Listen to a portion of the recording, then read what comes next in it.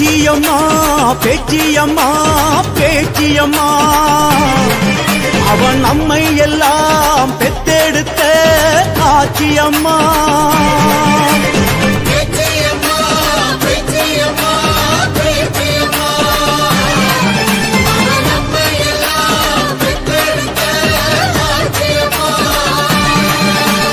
எழுவரிலே மூத்தவளே ஏழைகளின் ஆத்தாளே ஊழ்வடச்சா கழிப்பாளே கோருவரம் தருவாளே.